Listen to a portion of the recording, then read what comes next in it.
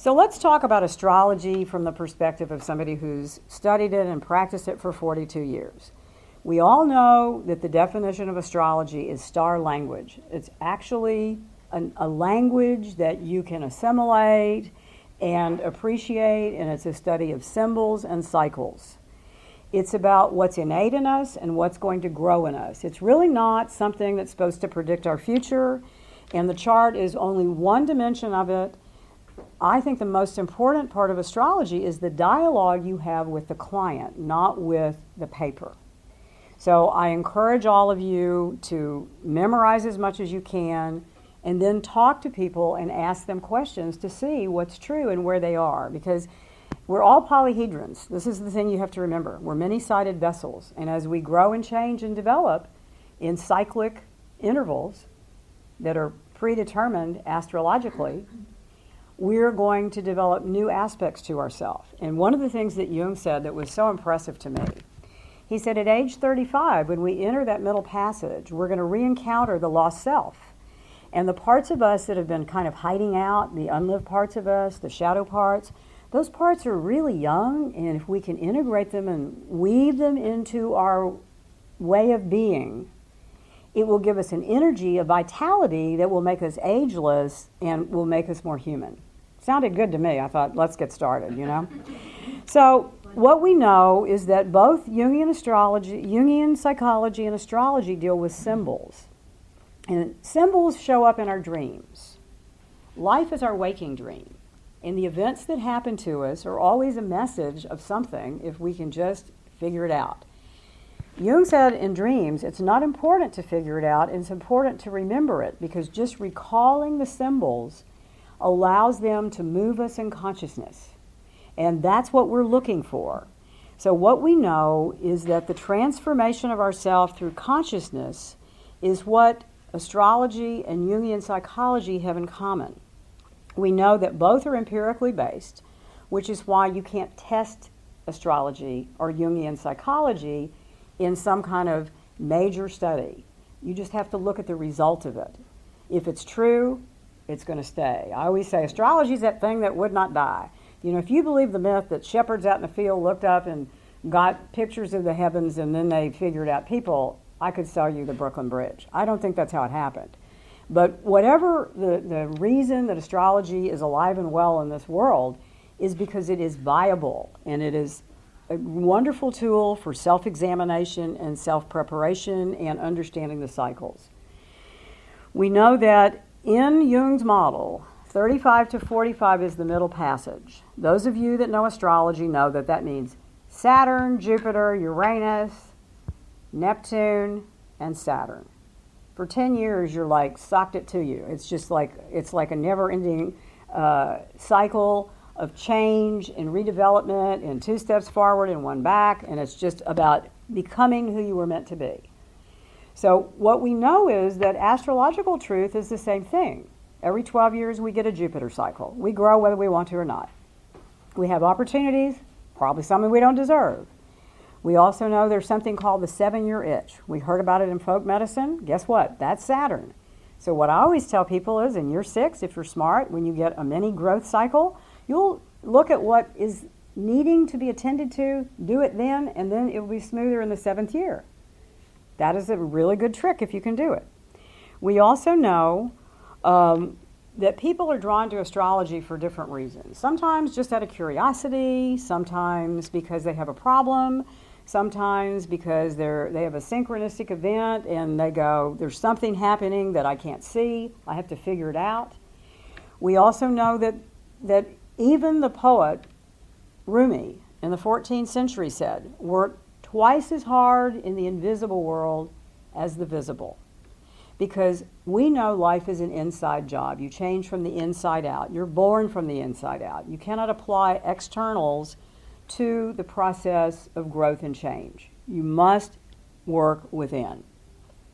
So basically, we want to understand life and its patterns and challenges, and mostly we want to understand other people.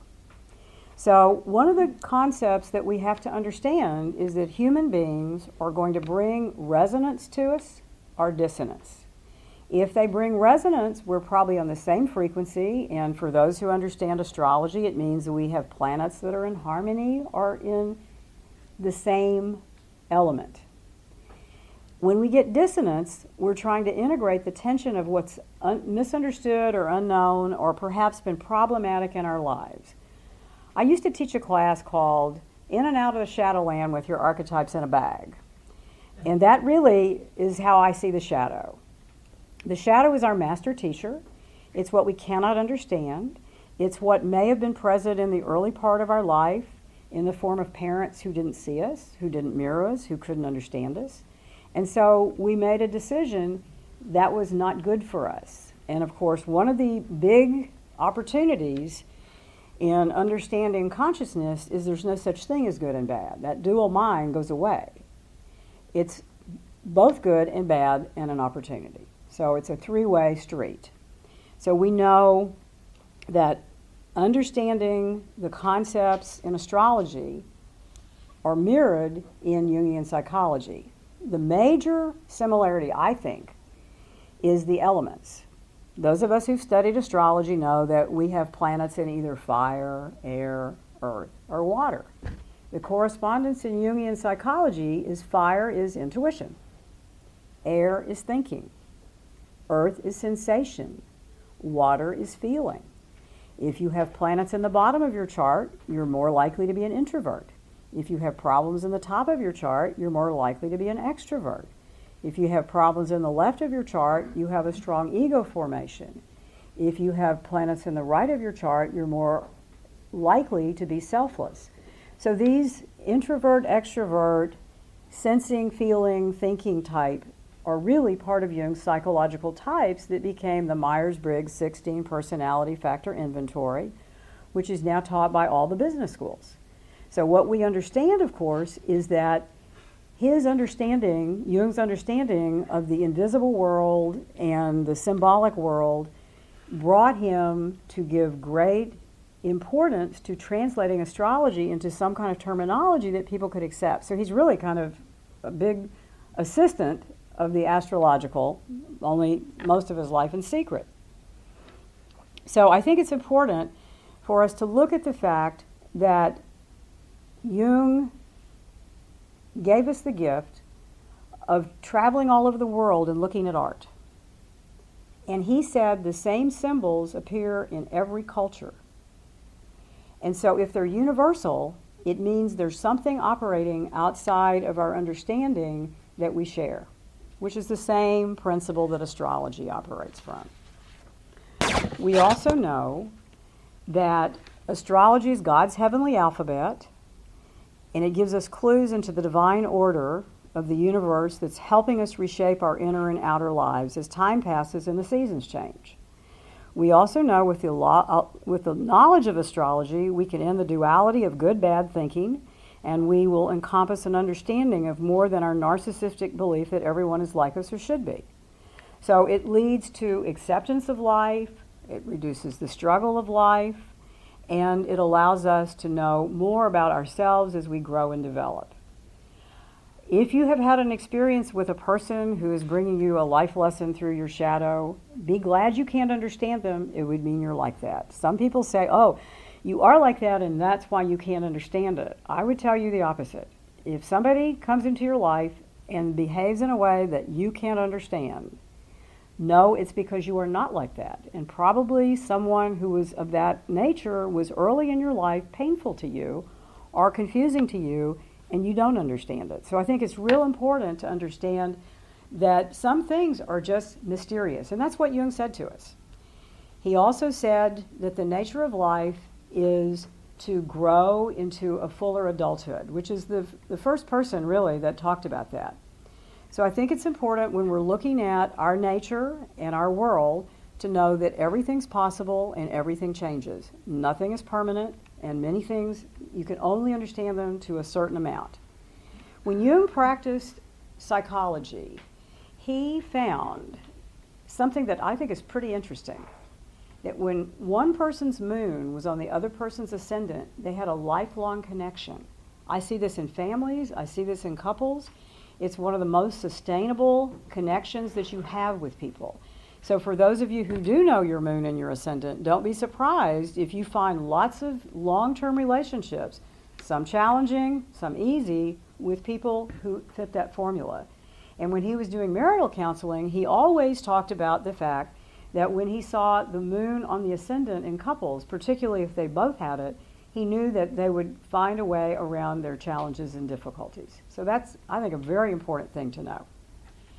He also talked about the concept of the shadow in terms of how it is a part of us.